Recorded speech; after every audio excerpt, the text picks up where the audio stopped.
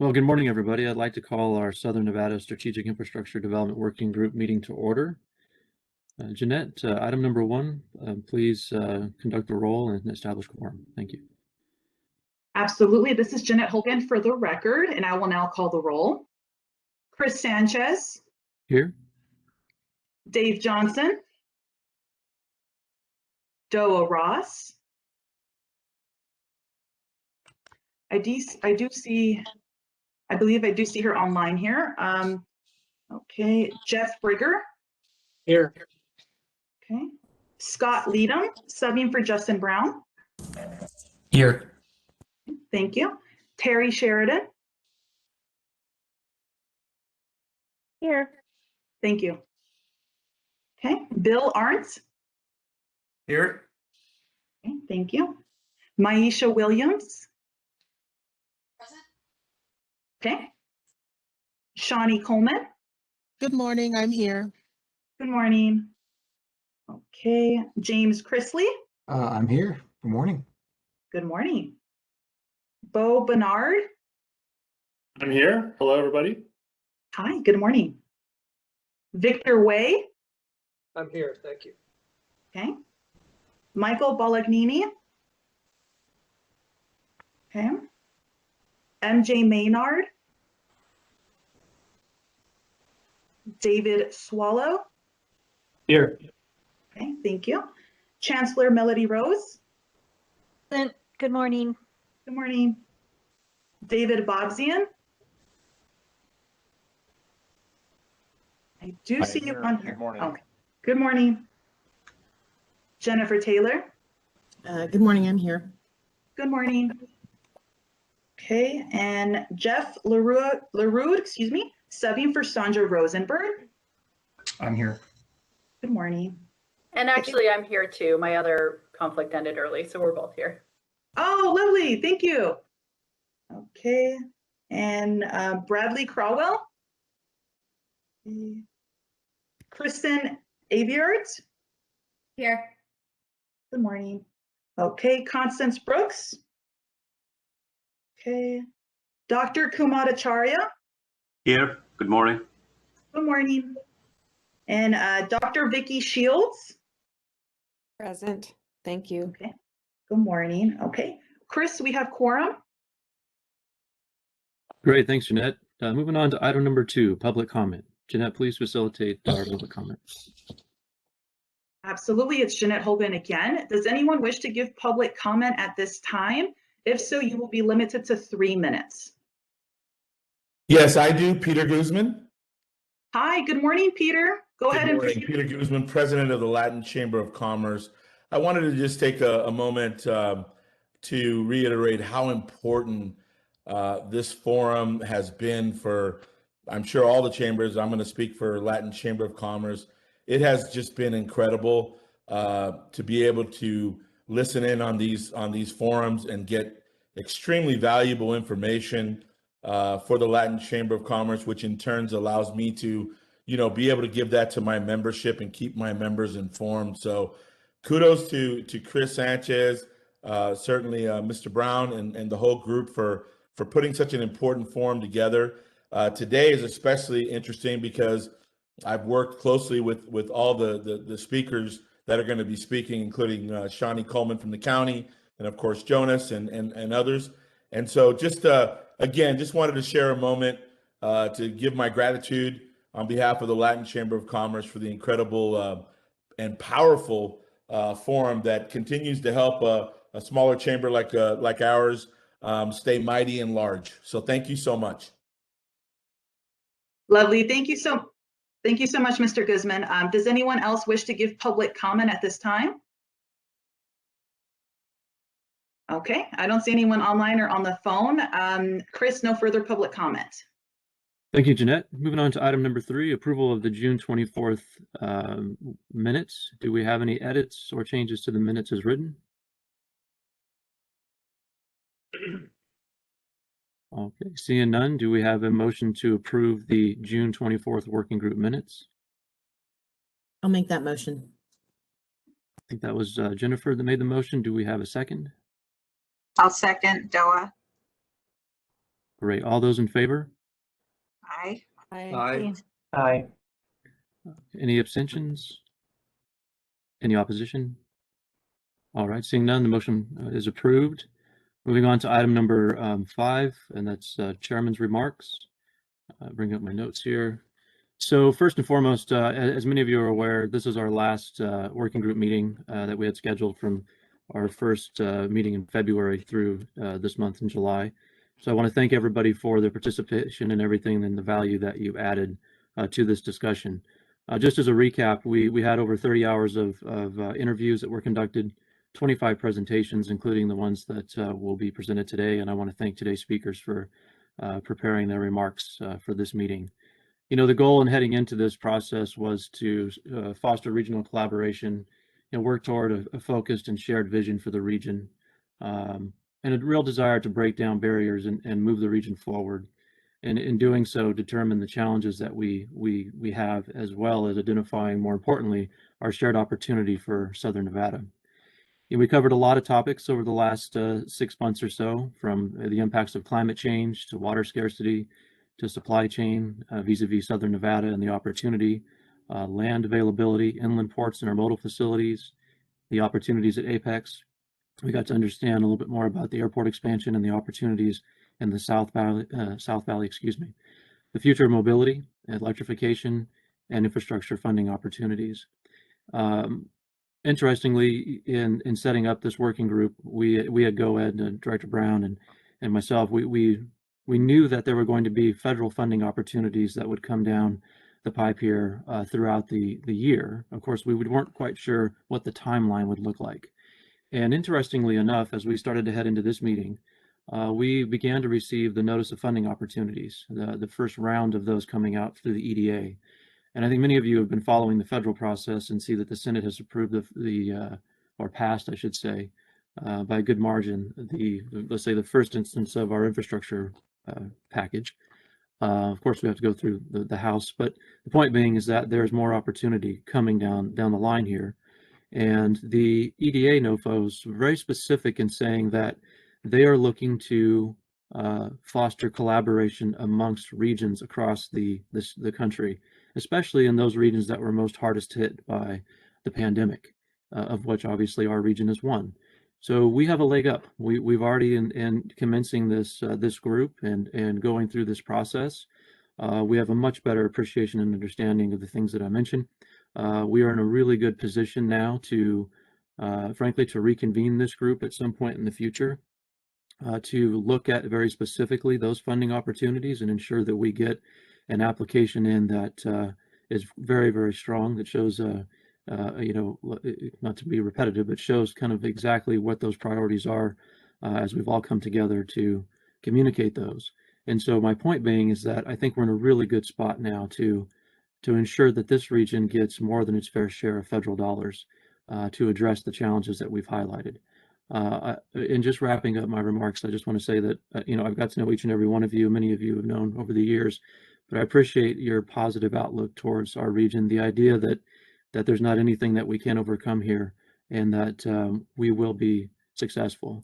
So I guess what I'm saying is that we will call you, we'll call on you very, very soon, as we are diligently looking at the NOFOs and those opportunities, and recognize that we need to act as one, and we need to act as a region to be successful. So again, thank you.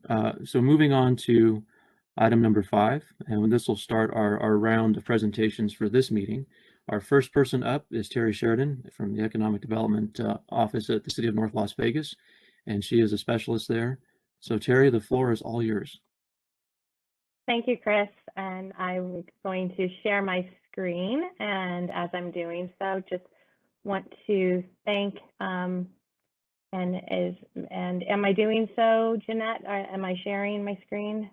I don't see it just yet. Okay, how about now?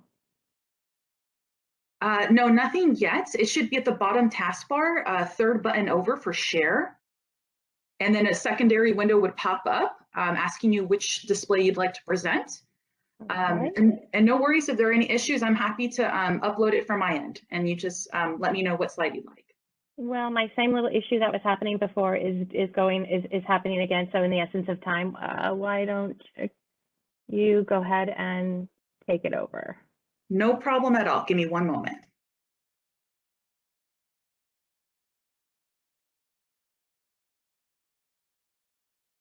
Sorry, guys. You'd think we'd be used to this by now. No worries. Technology is never fun. Okay. Do you guys see my screen? We do, yes. Okay, let me just full screen it. And then Terry, we're at the first slide. Perfect. Okay. Yep, I see it. Thank you. No, and again, Chris, thank you, and thank you for the opportunity to share. We're super excited to be able to share with the group the development activity that's been happening here within the city of North Las Vegas.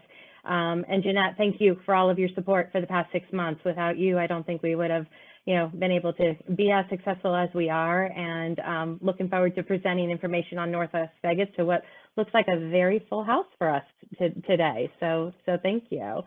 I'm going to, so we can go ahead and go to the next slide. And just a real quick note on us for North Las Vegas. We are a small and mighty team here in North Las Vegas, so I'd be remiss if I didn't, call out my coworkers that may or may not be on the call here this morning, but Bill Legere and Alan Ragsdale. We're all actively engaged in promoting development here and furthering our economic goals for the city of North Las Vegas. So I just wanted to put that on the record as well. So today I'm going to share with the group both some historical, historical information, current information on, and specifically industrial development within the city of North Las Vegas, as well as future industrial development goals that we have. And more importantly, at the end of the day, what we're doing and what we're accomplishing as a group, not only as a city, but Southern Nevada as a region, but as the state as well. Just ultimately job creation, which is what we're all here for. So basically, the screen that you're looking at right now is just priority areas that have been identified by the city. The stars representing our Speedway industrial area, and then there's a star just basically within the Apex industrial area. So just to be able to dive in a little bit deeper, we'll go to the next slide, and we'll just start with some historical information. And again, with great support from the City of North Las Vegas's leadership team, top down, we operate on an all hands on deck approach. And without that leadership, we would not have been able to make what you're going to see are some very significant changes to what we refer to as our Speedway industrial area.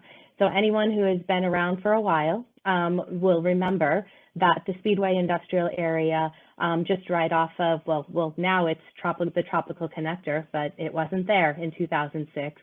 The way in which you access this area was truly in and around. You exited up to 215. You got on Range Road and you came in through El Campo Grande, or you went over to the Speedway and you worked the Speedway Boulevard exit and you worked your way back in. But in 2006, we were about 1,100 vacant acres of vacant land. The available infrastructure that was there was water, power, natural gas, and a limited surface street network, just because not all the parcels were developed and the streets and the roads were there. They were planned, they just weren't there. And the infrastructure needs at the time, as we identified the needs of the area, were both sewer for the area. We had city water, and obviously we want to get that city sewer, we want to get that water, that return flow back to our water reclamation center, which was newly built at the time, or coming up, and then also improving the roadway network. So what happened, what we did in 2006 was nothing short of amazing. The city, we met with landowners, met with landowner representatives, and we heard that what they needed was the roadwork network and the sewer.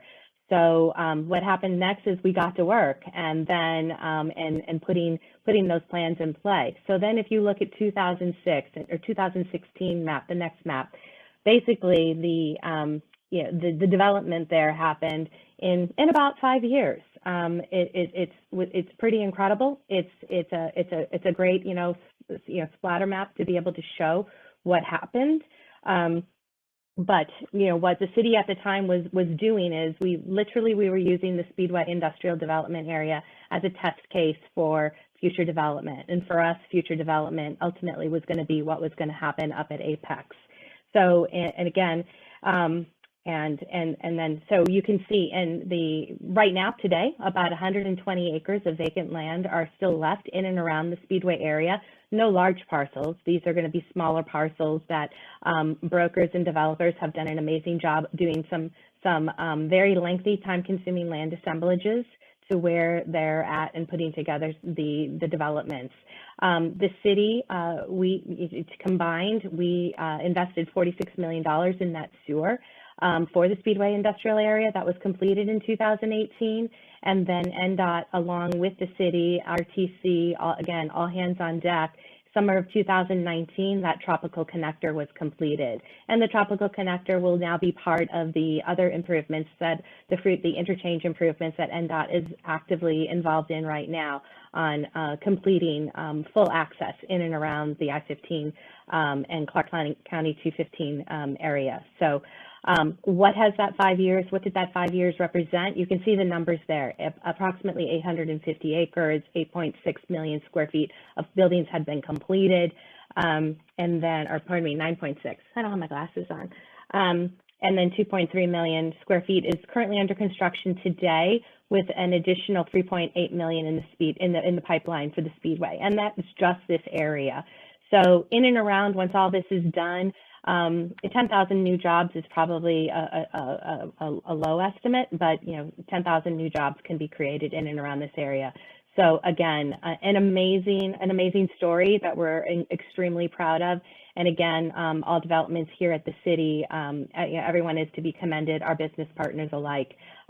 So having said that, so there's what we had happen at the Speedway Industrial Area. Let's move on and let's talk about where our next opportunities lie. So next slide, Jeanette. So for those of you who don't know where the Apex Industrial Area is in relation to the city of North Las Vegas, the tan orangey color was our city boundaries prior to 2006. When landowners began the annexation process into the city of North Las Vegas. So again, beginning in 2006, the first properties were annexed to the city, and that process continued for about 2 years.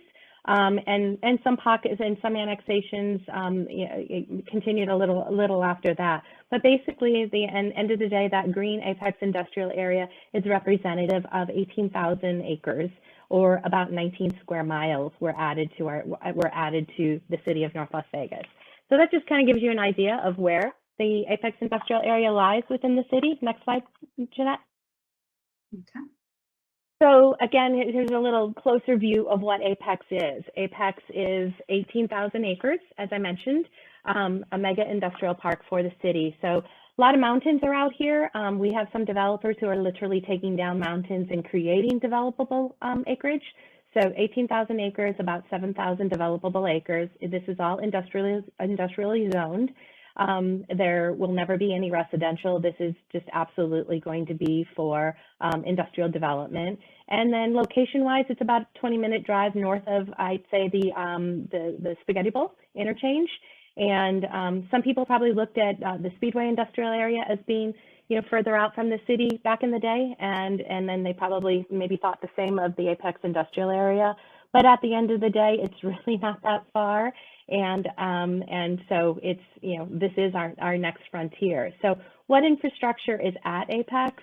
You have direct freeway access from Interstate 15 and US Highway 93 for those of us that go out to Republic Services, and the disposal area that's Highway 93.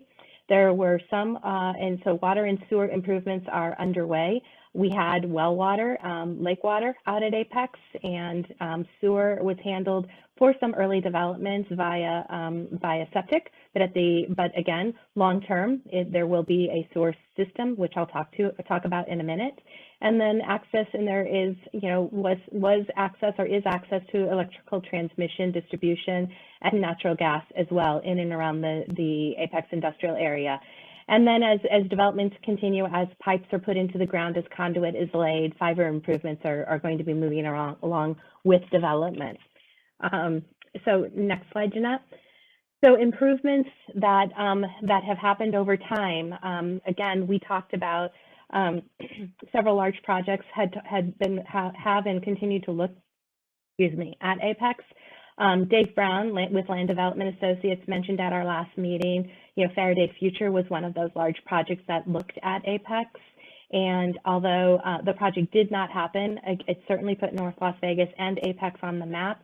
And as a result of that, we had commitments from the state and Department of Transportation for this Garnet Valley, or for this Garnet Interchange project that was completed in December of 2018.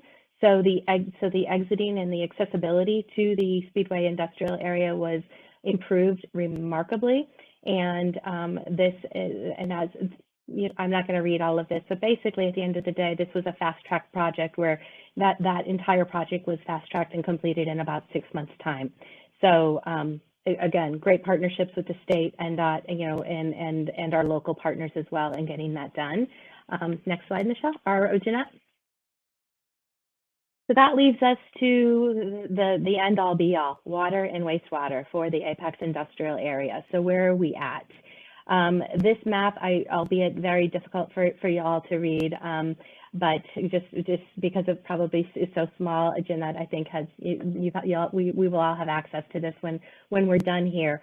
But basically, so water and wastewater. For Southern Apex, that's where the water began because that's where our last point of connection was here at the city.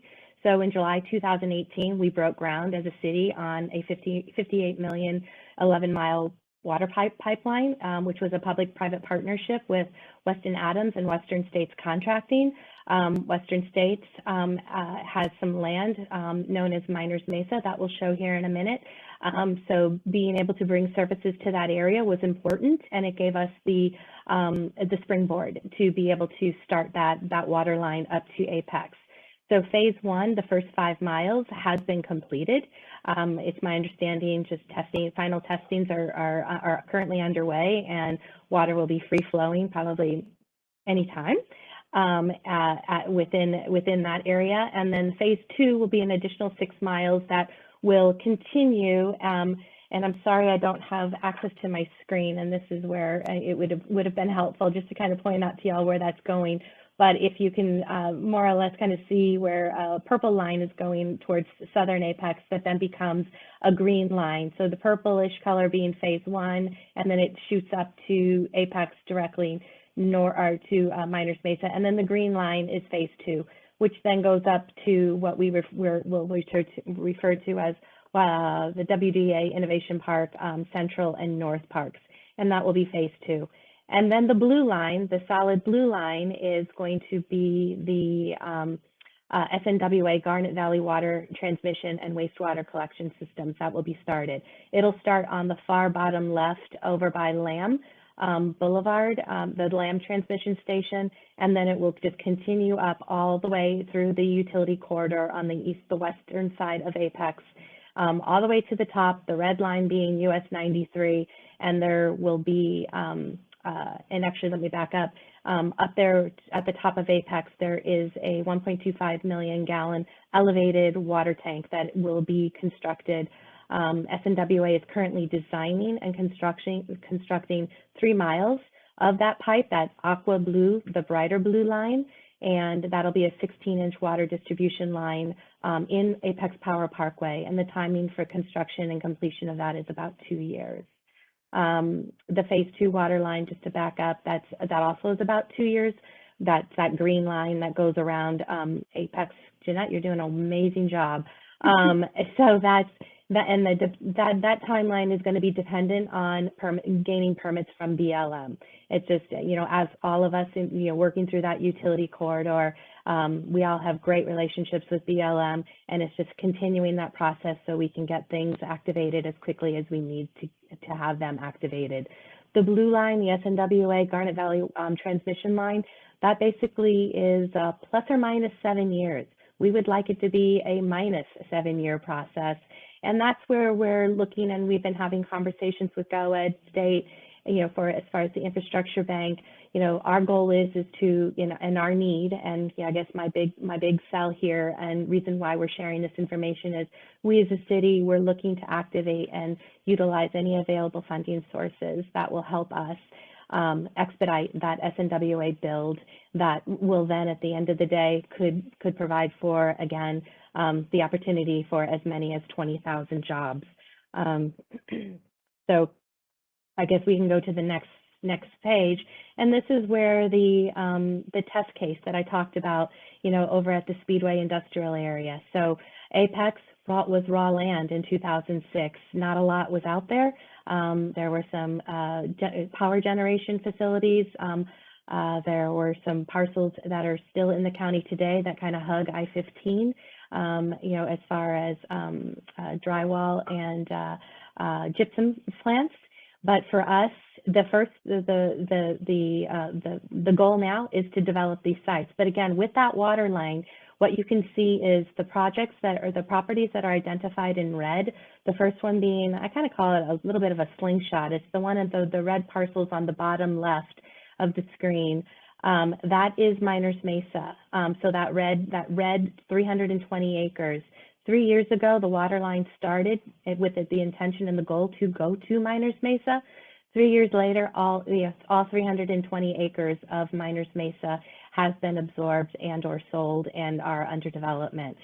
The next phase, phase 2, will go to WDA's Innovation Park. Their northern parcels, the other 2 red are RNG colored parcels, and they're going to be the larger blocks a little bit south of where you're at there, Jeanette. But 393 acres have been sold and or talked about at the WDA Innovation Park, another 120 acres within WDA Central. And so the water line continues. So back up in the green triangular shape, that is right there where your cursor is. This parcel was the one who kind of kicked off annexations into the city of North Las Vegas back in 2006. So Van Trust, an amazing development partner, owns that parcel today. They are developing what is going to be what is now known as Vantage North Industrial Park. And so this will be 300, a typo on my screen, 350 acres is available. And they will be building phase 1, it could be 1.8 million square feet, phase 2, upwards of 2.8 million square feet. So nearly 5 million square feet of industrial buildings could be on that 3 million square feet. Water line is there today. That will be our next developable large parcels in conjunction with the former Faraday site, which is up more central Apex, where the dashed, it looks like green-blue line, right? Yep, right there. And so that is HR REIT and the VIP, Vegas Industrial Park. That is where our large landowners, our large land clients, inquiries that come in. That's where we see them going next. That is the next step for development. And that is where, finishing the water loop from SNWA and bringing water to this area, and then obviously then completing the sewer. SNWA is going to install nearly 18 miles of pipe. And then and part of that $250 million capital investment from them is an additional 43 miles of sewer. So there's a lot of work to get done. We're pressing go. We want to press fast forward as much as we can and see development happening here in this area. So I know we're short on time, and I could just go on and on and on. So I'll end here and just basically say the city appreciates truly, Chris, having been part of this working group team. We appreciate you at GOED, LVGEA, our development partners, and we're all aware of the opportunities that existed and we proved them true at the Speedway industrial area as that test case. And we look forward to working with everyone to make the next test case for the city of North Las Vegas at the Apex Industrial Park come true, and let the development continue. So I'll end there. Questions for the group, from the group. Thanks, Terry. I appreciate that greatly, and thank you for all that you're doing and for the perspective there in the history. Any questions for Terry?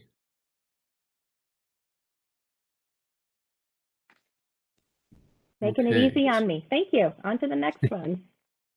So before we move on to item 6, I wanted to recognize our Director of Economic Development at GoEd, Michael Brown. Thank you, Chris. The governor's called a cabinet meeting for 11, so I was going to try to make closing comments, and Chris agreed to let me make a few comments.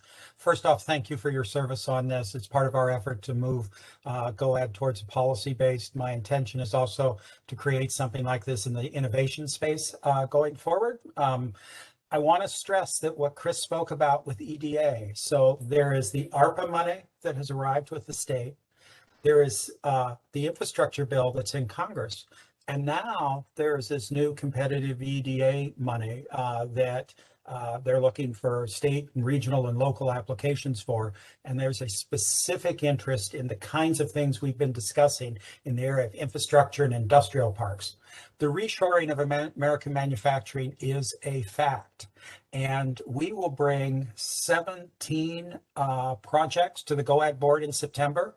3 of those are Fortune 300 companies. GoEd has never had the kind of applications that we're seeing coming to us right now. What is making Nevada attractive is first and foremost our Pacific time zone location. The second is available workforce, and they need access to the Pacific ports, and so they don't want to be in California, and they're looking at Nevada, Arizona, and Utah, southern Utah. And so they're looking for, the first issue they raise is workforce. The second issue is land. The third issue is the infrastructure that supports that land. No one is coming and talking to me about state corporate income taxes. They are trying to resort their manufacturing network, their manufacturing systems to deal with the challenges in the post-pandemic economy with supply chain and e-commerce. Obviously, we are in fierce competition with Arizona. I was with my counterpart yesterday on a call. Arizona is trying to land the very same companies that are interested in Nevada. And then Southern Utah, do not underestimate the proximity of St. George in this. The Las Vegas Review-Journal's done a series of stories over the last 2 years, and they've looked back in history and said, you know, Las Vegas, they were going to do this 30 years ago. They were going to do this 20 years ago. I have an article from 2008. It was like, oh, we're going to get our industrial parks up and running. This is the moment. I don't want, we don't want an article 20 years from now that says, you know, in that post-pandemic period when American manufacturing resorted itself, we really should have taken advantage of that. This is the moment. EDA has stressed in yesterday's call, this was a call of state economic development directors, that they want to see regional applications. They just don't want to see a county application or a city application or a state application. They want to see a regional application. So we're going to be getting a better understanding of this. They sent the letter to the governor yesterday. I've got a meeting with the governor's staff later this, I guess tomorrow on this. But this is Nevada's moment. We believe, and I'll close on this, we have 40,000 hospitality workers that we believe may not have an opportunity to return to the gaming sector. I believe with what we have in the pipeline that we can easily fill up our industrial parks if we can meet the challenge of infrastructure in the short term. So thank you again for all your service on this, and I appreciate being here today. Thanks, Michael. Appreciate the remarks.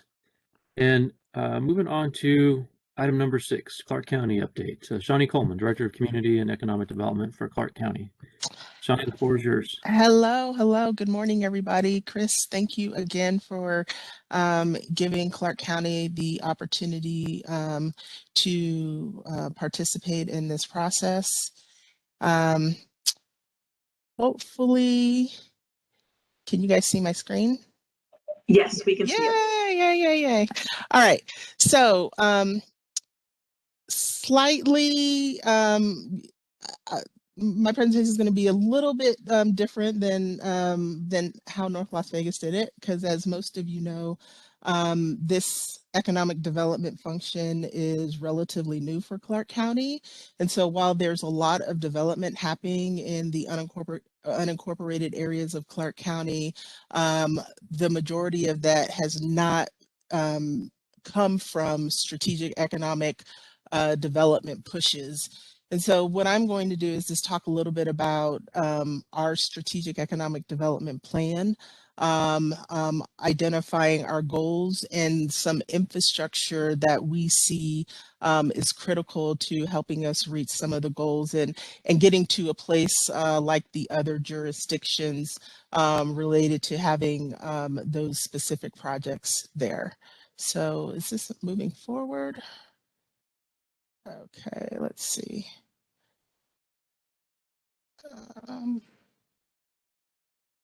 Okay. Maybe Trey. Okay, there it goes. All right.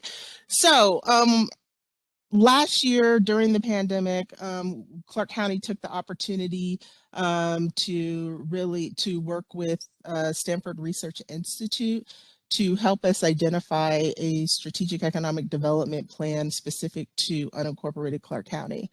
And so what came from that plan was, it's posted on our website, but what came out of that plan was kind of like an assessment of our community, identification of assets, SWOT analysis, strategic direction. And this plan was actually adopted by our Board of County Commissioners in January of this year. And I will tell you, we were very strategic when we decided to use SRI International.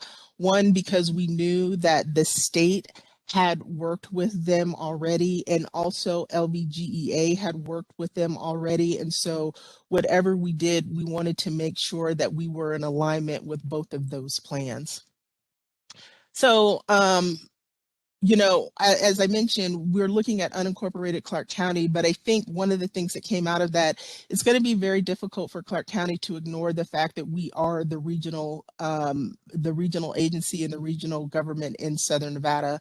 And so one of the things that you will note through there is that while, yes, we want to focus on unincorporated Clark County, there are areas where it has identified that Clark County should be actually taking a regional approach to certain things.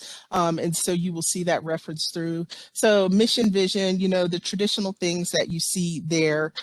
Here is the vision that came out of that, you know, Clark County to be a world-class gateway to the Mountain West. And so I think that's already been kind of referenced through some of the things that we've talked about regionally as a group. There really is an opportunity with where Las Vegas sits to be that center or that hub for things happening in Arizona, things happening in Salt Lake City, things happening in California. And so we want to make sure that Clark County is a part of that. And then, you know, being innovative and smart and green and all of those other wonderful things as part of our mission. So the goals that came out of this strategic planning process were to cultivate a fertile environment for small businesses and entrepreneurs. An obvious one we've been talking about, economic diversification. Workforce was something that was keyed in for us. Countywide initiatives. So here, this is where we're talking about and looking at, okay, where does Clark County have an opportunity to take a leadership role in the economic development space?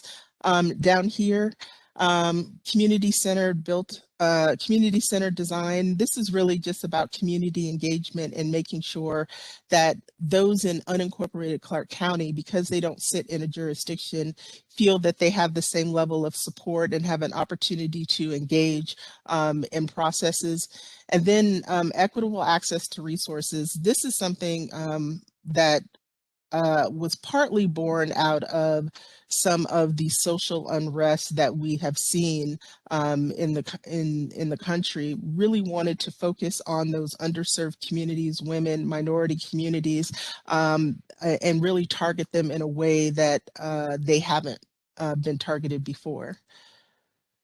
So in looking at all of that from an infrastructure standpoint, there's what I call universal infrastructure needs, and these are kind of things that everybody in the region can benefit from. And so they touch on both traditional infrastructure and non-traditional infrastructure, and also what I consider quality of life things that make living and working in Southern Nevada a pleasant experience. So educated and skilled workforce, you know, beefing up what that looks like for Southern Nevada, a clear education to employment pipeline, improved in innovative public transit. So we know we're a car community. We're all excited about what Elon Musk is doing on the Strip. And I think most jurisdictions in some capacity have had some conversations about how they can take advantage of that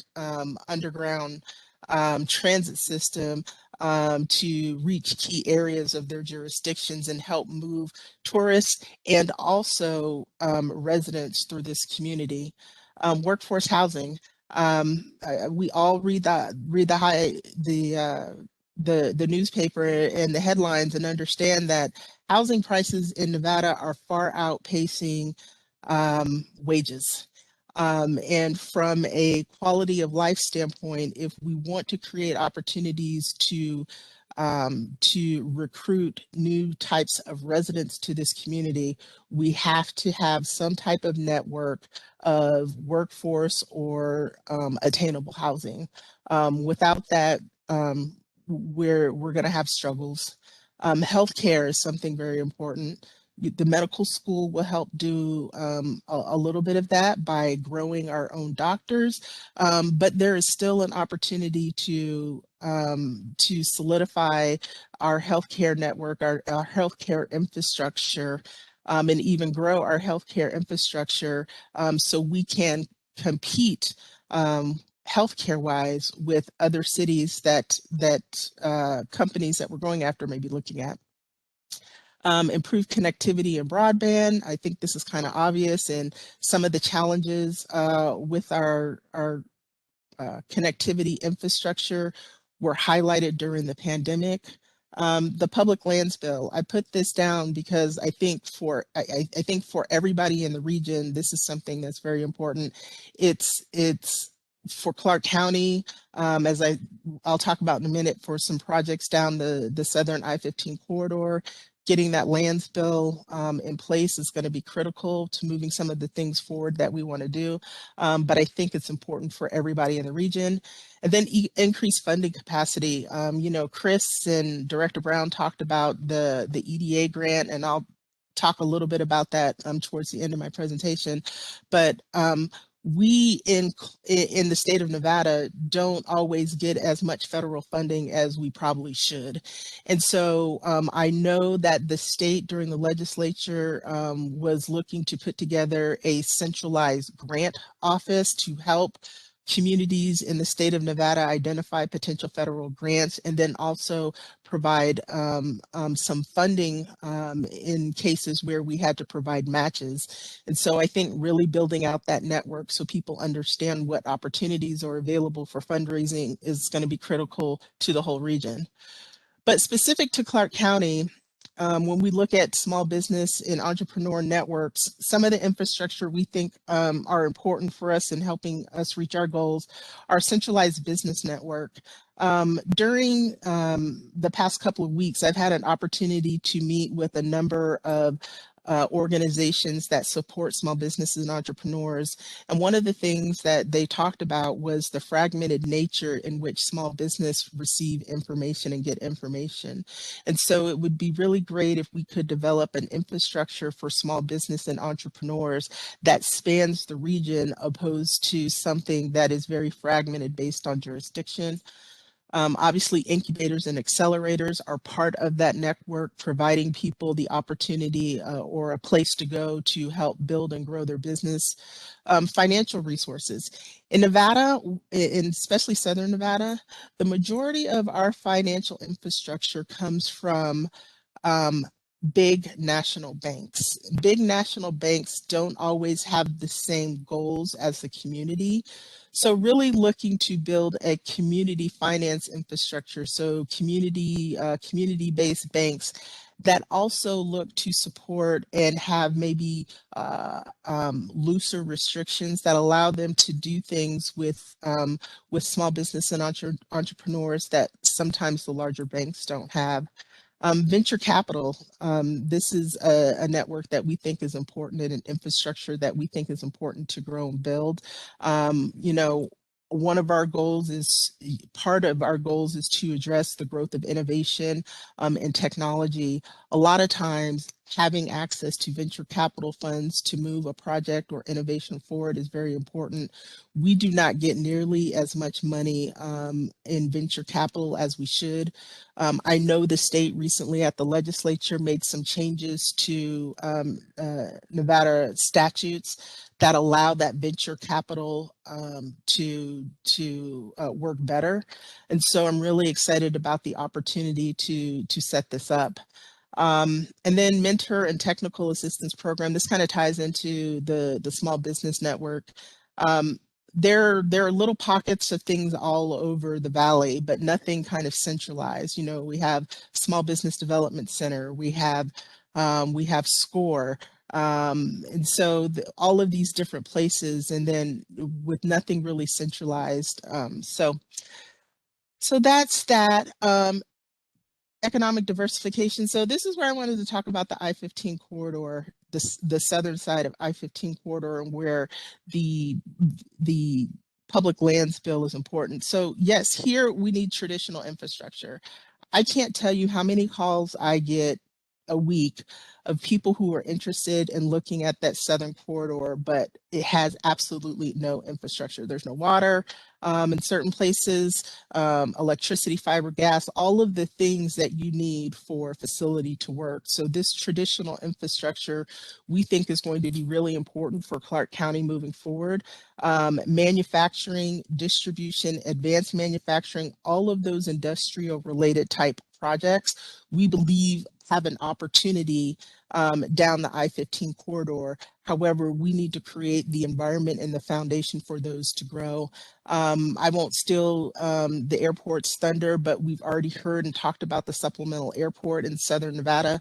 This is going to be critical too, not just for moving tourists in and out, but for moving cargo in and out, and being and helping that concept of having an inland port. Innovation ecosystems, employment hubs. So one of the things that I can say Clark County has been guilty of is when we designate land for a certain type of use, over the past couple of years, because residential, our residential market has been so hot, we have been very open to the concept of removing what we call employment-based land. So this is the land that's designated for industrial or business parks. And so right now we don't have that. One of the things that's happening right now through our comprehensive planning department is the Transform Clark County. And this is an update to our master plan. And part of the goal here is to identify what we call employment hubs or employment land, and developing a policy about not converting that land to residential. So we have those designated areas and those designated locations. Developing a strong research and development network. We think this is good. We've had some really good conversations with UNLV around what's going on at Harry Reid Tech Park. Workforce development, you know, education to employment pipeline. We know that not everybody goes to college, but even if they do go to college, here, there's not always a job for them. So really strengthening and working with CCSD. We segment our education in K through 12, and then also everything above 12 is higher education. And we really want to start looking at education from K through 4-year degree, and then what everything means in between, and what the employment looks like in between there. So strengthening that pipeline. Workforce development. Again, this is an area where it's very segmented, and it would be great if we could build some centralized infrastructure or network around workforce development. Language services. This is something that that came up from a workforce development standpoint. One of the things I heard from meeting with some of our smaller chambers, there are businesses that won't hire somebody who doesn't speak their language. So if it happens to be, if the owner happens to be Asian and maybe they speak Chinese, they won't hire somebody that doesn't speak Chinese, or they will limit the growth of their business because they don't speak good English. And so we believe there's an opportunity there. We know Las Vegas is a melting pot and we get immigrants from all over the world. Another thing that happens is that when people come to the United States, sometimes they may have an advanced degree in their other country, but because of language barriers or maybe because of differences in education, they come to Las Vegas and they take a job and they're underemployed. So they may have been, you know, a legal assistant and have legal training in the country of origin, but they come here and maybe they're working as a busboy. So the opportunity to address language barriers and to sort that out for workforce development. Community-wide initiatives, some of this is repetitive that you heard before, but I do want to touch on Smart City Framework. And I'm going to give kudos here to the City of Las Vegas because they've done a lot of work around smart city initiatives. But I think the challenge is that that hasn't been regionalized, right? So if you go outside of the City of Las Vegas jurisdiction, other jurisdictions aren't maybe doing as much as the City of Las Vegas. And so I think there's an opportunity to create that smart city infrastructure. And I'm using the word city loosely for our metropolitan statistical area. So there are opportunities all across the valley. I talked about this a little bit, increase access to grant resources. Some of you may or may not know, Clark County recently turned on its redevelopment agency. And part of the reason behind that is because there are areas in unincorporated Clark County that the infrastructure is no longer in line with the maturity of the neighborhood or the community. And so we are really going to be looking not just outward per se in the suburbs and the outer areas of Clark County to build infrastructure, but doing redevelopment to repurpose infrastructure. So this is around transit network. There's currently some work, you know, on the Maryland Parkway Transit Corridor, that transit-oriented development. City of Las Vegas is also involved in that conversation. But really, what does that mean internally from a housing perspective, from affordable housing, from getting people the ability to get back and forth to work, and new opportunities that could spring from that. So, and then again, and then here, equitable access to resources, again, really doing and setting up infrastructure networks that target underserved communities. Here in Southern Nevada. Some of these are repetitive, so I won't go into that. But before we go into questions, you know, one of the things that I wanted to point out, and, you know, Chris and Director Brown brought this up, that EDA grants.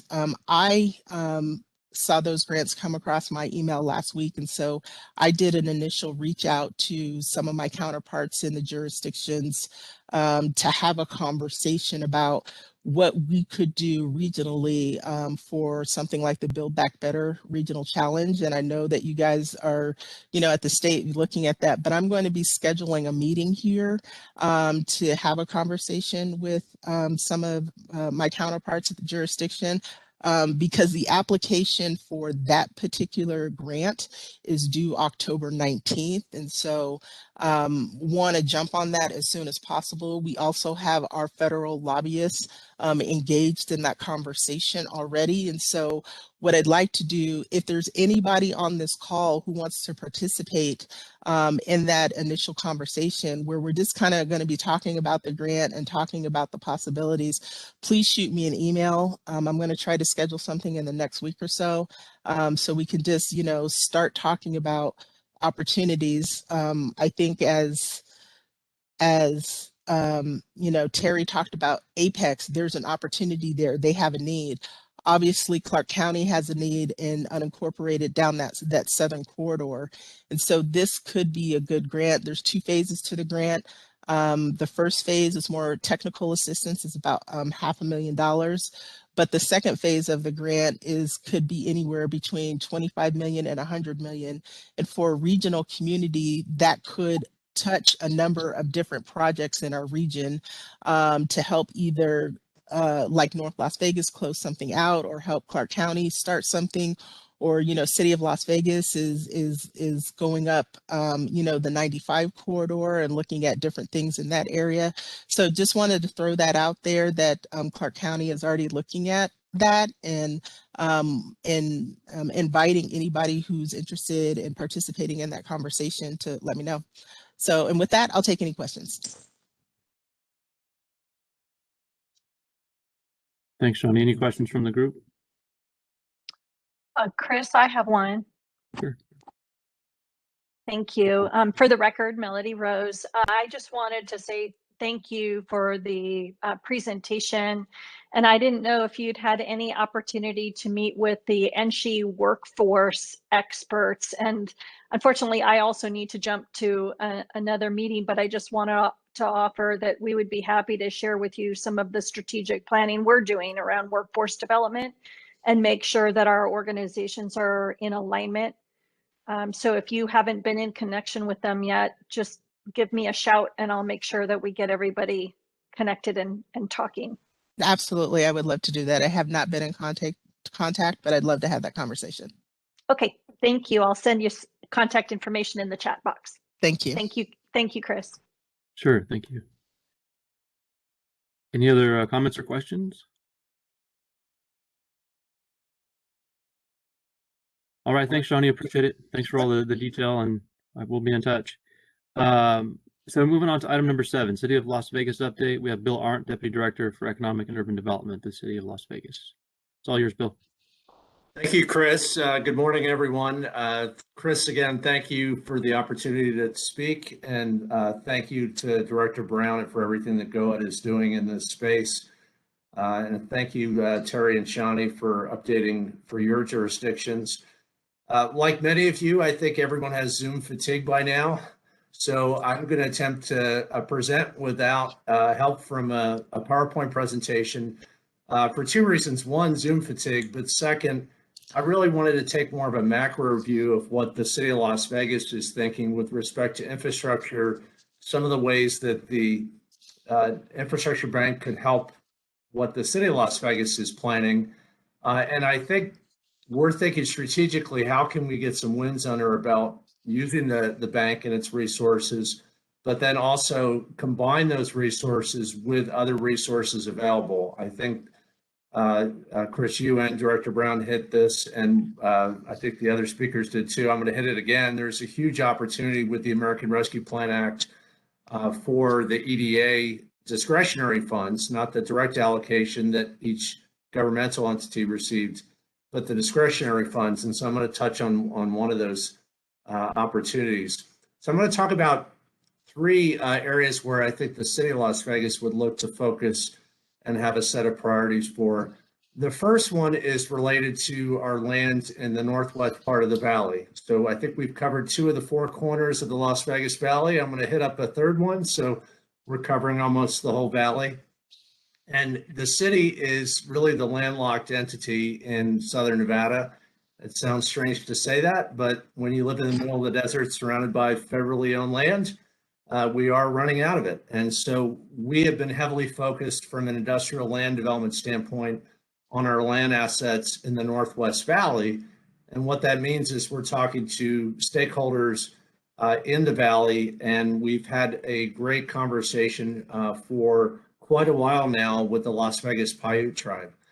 That has culminated in an agreement that the Las Vegas City Council recently approved. On April 7th, the City Council approved an intergovernmental agreement with the Las Vegas Paiute tribe, and it really covered 3 sets of land. The first is a section of land, which for BLM folks or BLM speak is Section 22. For those that don't speak BLM, that simply means it's land north of the Stone Mountain Reservation Golf Course. So it is just northwest of that. It actually is bisected by the 95 corridor. And so that land is referenced in the agreement at 633 acres. A second piece of land is a 1,000-acre piece of land that is actually controlled by the tribe. It's part of the Snow Mountain Reservation, and that is south of the golf course, essentially south, southeast, and southwest. And then the third piece of land, which is far north of the golf course, which is a 3,200-acre section of land. And the concept behind the agreement is that we'd like to have some nearer term development for developing a new industrial out in the northwest part of the valley as an employment center. And instead of the city doing it on its own or with a land development partner, we'd like to do it in conjunction with the tribe itself. And so the concept is to actually exchange the land that we hold a land patent from the BLM, Section 22, exchange that 633 acres and essentially give that back to the tribe in exchange for jointly developing a 1,000-acre piece south of the Snow Mountain Reservation golf course and resort that is already there. And then the last piece, the 3,200 acres, that land holds certain spiritual and community significance for the tribe. It is in a lot of the air corridors for Nellis and Creech. We don't see that land for those reasons, as well as the topography of the land to be developed for industrial development, but it's important to the tribe. And so rather than have it be sitting out there with the federal government, could we work together with the tribe to preserve that and incorporate that into the reservation? The agreement's very simple and very short. It was a 4 or 5 page agreement. I probably just read to you about half the agreement, just explaining it. But we're really in the early stages of the conversation with the tribe, but we're really excited about it. And we think there's an opportunity to potentially use the funds from the infrastructure bank. But I also wanted to point out from the discretionary funds that the EDA is putting out through the American Rescue Plan, there's $3 billion in allocation. Of that, there is a $100 million allocation specifically for indigenous communities. And so we think this could be a great opportunity to advance that plan together with the tribe. Could we use those competitive funds as well as potential funds from the infrastructure bank to help expedite our forward planning and some of the infrastructure development that needs to happen in order to develop that asset? We believe that it's going to be complementary to and not competitive with what the rest of the region is doing. We don't anticipate that it would be heavy industrial or heavy manufacturing like you might see at Apex or even in the South Valley. What we'd like to see is light industrial R&D development that complements what the city's already doing with its smart city and smart mobility strategy, as well as some of the advanced technology that is happening within the Air Force itself at Nellis and Creech. And so we'd like to develop it in a complementary way that's a new asset and it's not competitive with what's already happening in the rest of the region. So that's opportunity number one. The second opportunity is looking at small scale infrastructure for infill development. So we have some of the oldest infrastructure in the Las Vegas Valley. Probably together with Hoover Dam, the city has the oldest infrastructure. We were the first lots of land that were developed after the dam. And so we have a lot of old infrastructure in the core of our downtown. And what we see happening is a lot of this infrastructure that is for serving private buildings, private properties, needs to be replaced. Things like water, things like sewer, and advancing the cost of that maybe a fairly small number, but for a small business, it may be insurmountable. And so what we're thinking about and what we're talking about is, could the city through the redevelopment agency partner and advance some funds through the infrastructure bank where the redevelopment agency and the city would ensure the payback to the infrastructure bank, but then help install some of that private infrastructure, particularly the water and the sewer. To give you an example, these expenses for an individual business, a storefront, say in the Arts District that maybe is repurposing a building that was light industrial and is going to a more heavy water use like restaurant, might be in the ballpark of $50,000 to $150,000. So not a large amount of money, but that's still a lot of money to a small business that's trying to launch a new business. And they may go to an easier location that is easier and quicker to get up and running, leaving those buildings vacant. And so we're putting our head around trying to do it as a program where the city or the redevelopment agency would essentially guarantee the payback and use those funds and work with private business owners throughout our downtown area. So that's opportunity number 2. And the third opportunity is infrastructure for the Las Vegas Medical District. We see the great work that the university system led by Chancellor Rose and Dr. Khan for the School of Medicine and the Health Sciences system at UNLV finally get some great traction going on the medical education building, and there's additional development plans. The medical community around Shadow Lane and the core of our medical district, there's not a lot of land there. So we'd like to develop the infrastructure in a coordinated way. And one of the things that we've been talking about for a long time is shared infrastructure, including shared parking. And so we think parking and related infrastructure to support the growth of the medical district could be a near-term opportunity to use funds from the infrastructure bank, again, with the support of all the partners that are working in the medical district, which would include not only the city of Las Vegas, but also UMC, UNLV, and the Valley Hospital System. And so those are 3 what we think are near or medium-term opportunities for the infrastructure bank and using the funds from the bank. Like Shawnee and like Terry, the city has a longer list of infrastructure needs to support our entire community. But we were trying to think and focus on what are some near-term successes, some near-term opportunities and wins that the city could work on together with regional partners to show the importance of the infrastructure bank and all the hard work that leadership at the state level has put out to essentially launch the bank and put us on level footing with some of our neighboring states.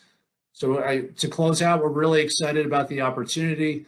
We're glad at the city to drill down at a more fine-tuned, detailed level on any of these opportunities. And again, Chris, thank you for the opportunity to speak and present on behalf of the city of Las Vegas. Thanks, Bill. Thanks for that. And just so everybody's aware, we'll have a copy of the agreement that was reached with the tribe on the website, as well as all the PowerPoints from today. Are there any questions for Bill? All right, seeing none, we'll move on to item number 8, and that is a presentation by Jonas Peterson, President and CEO of Las Vegas Global Economic Alliance. Jonas, the floor is yours. Great. Hey, thank you, Chris. Thank you, working group members. I appreciate the opportunity to share some thoughts with you about our infrastructure needs in Southern Nevada and really thoughts about how we can accelerate job creation with strategic investments in infrastructure. Again, I'm Jonas Peterson. I'm CEO of the Las Vegas Global Economic Alliance. Jeanette, if we could go to the next slide, please. For some of you may not be familiar with LVGEA, we're the Regional Development Authority for Southern Nevada, designated by GOED, led by an incredible board of directors. This is a true public-private partnership. Over 50 on that board, public-private, education leaders, all focused on one common goal, and that is to accelerate job creation in Southern Nevada. On the next slide, please. You'll see we are one common strategy, one united group, hundreds of investors that make the work possible, many partner organizations, and a great track record of success by working together, collaborating regionally. Assisted companies that our team has had the opportunity to help out with are generating over $30 billion of impact in Southern Nevada. Next slide, please. So what exactly do we do at LVGA? Here's our core work. Advanced regional planning for economic development. We attract companies from all around the world.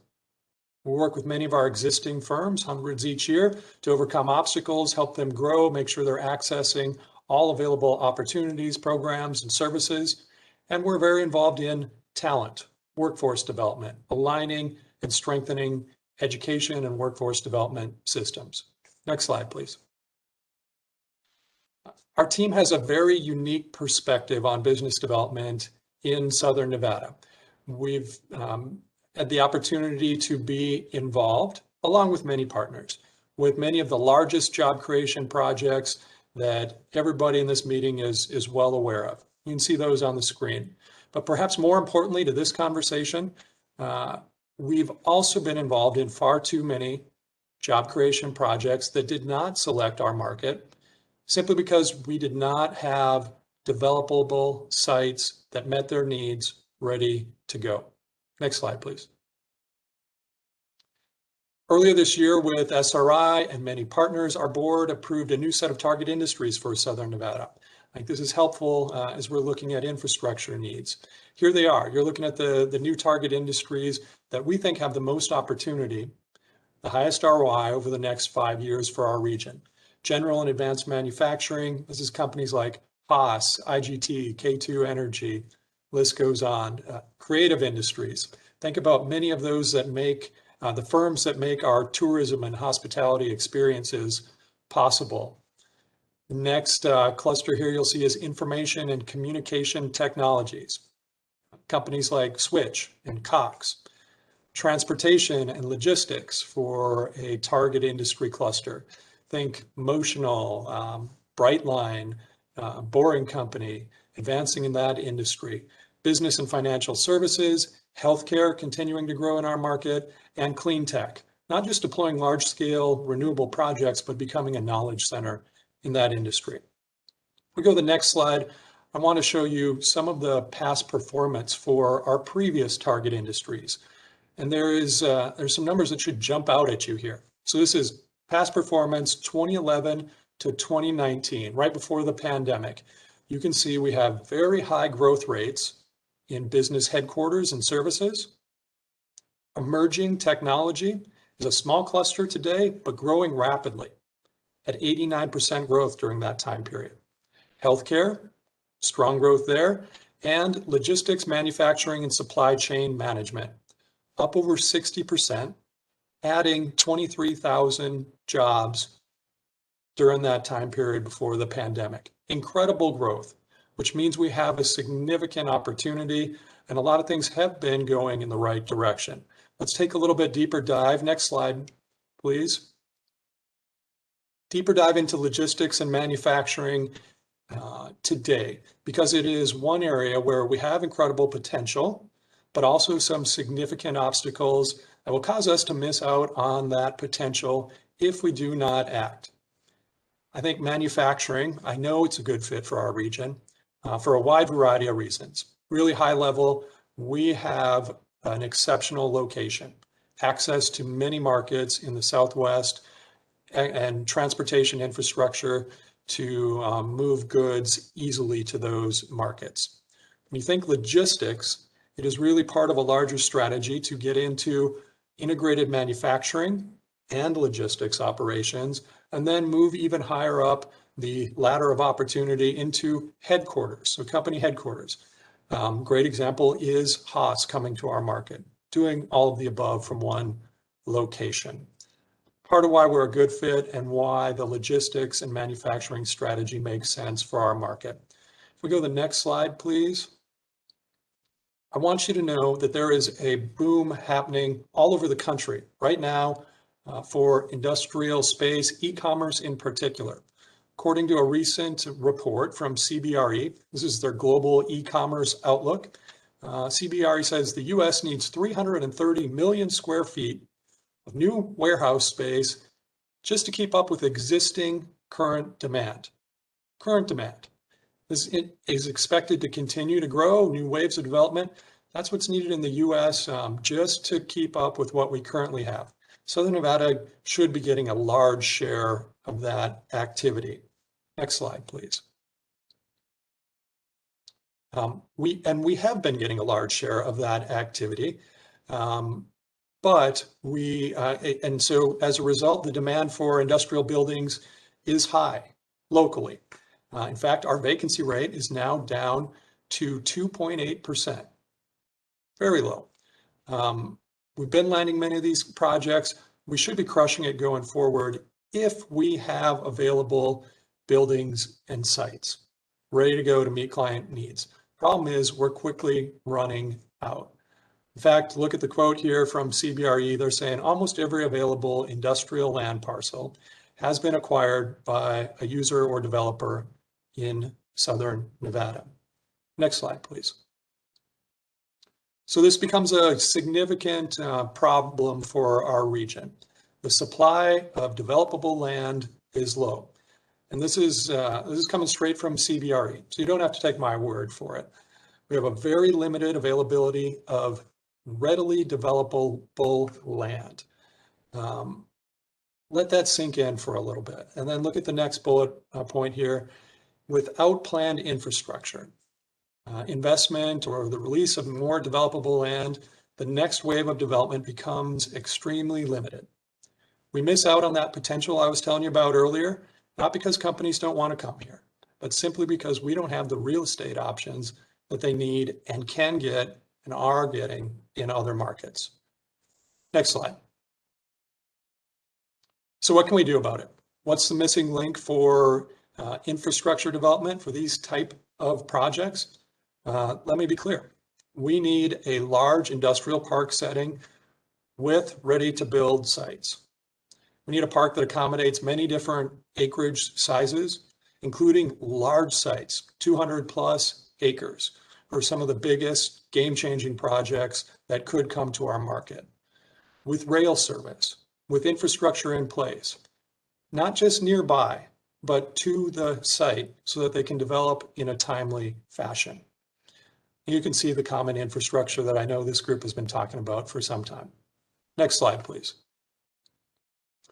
All right, so I told you that our team sees far too many projects that want to come to Southern Nevada, but ultimately choose another location, simply because we don't have the type of site they're looking for. Let me give you one specific example. Earlier this year, our team, along with many partners, many of those of you that are participating in this meeting, we had a chance to recruit a nationally recognized manufacturing operation. Not going to use their name. Let's call them Project Orion. Project Orion was a company that everybody in this meeting would say, we want in Southern Nevada. You know, that type of brand name company providing thousands of good jobs. They wanted to provide 2,000 jobs on a project that required over 200 acres, would build out 3.4 million square feet of new industrial buildings and invest over $70 million in new capital. They want to be up and running by the end of 2022. If you look at the next slide. So in order to get up and running, that means they need a site ready to go with infrastructure that they can move on quickly. With our municipal economic development partners and others, we helped search for every available site. We came up with what wasn't an exact fit, but the best possible option the company selected was out at Apex that came close to meeting their needs. So the company researched even further. You can see some of those infrastructure needs. Again, this is a large project. And after diving into it, they came up with a number of $35 million. That was what it would take to extend the infrastructure to their site and get it on a level playing field with what they can receive in other markets. That was the gap. That's our challenge. And that's the point where that highly valuable company went dark on us. And we don't know exactly how it plays out, but that is the problem that we have to solve. If we can go to the next slide, please. As we close, I want to submit that in other markets, you can find those large, developable, ready sites with infrastructure in place. If we're really going to compete for those wins that we all want, that is one area where I would encourage this group to focus resources and effort, creating more of those developable sites by extending infrastructure and creating that industrial park setting that can meet the needs of those clients. That's a presentation from me, but I'm happy to answer any questions from the group. Thank you, Jonas. Appreciate that. Any questions from the group?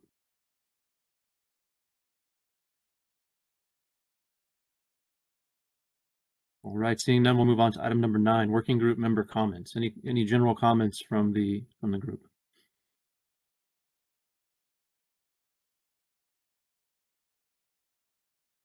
All right, seeing none, I just want to briefly thank Jeanette for all of her hard work and support and getting all these meetings coordinated and together and making sure that the technology works and spending time with me to learn how to do some of this stuff in the beginning. So thank you, Jeanette. I really appreciate all that you do.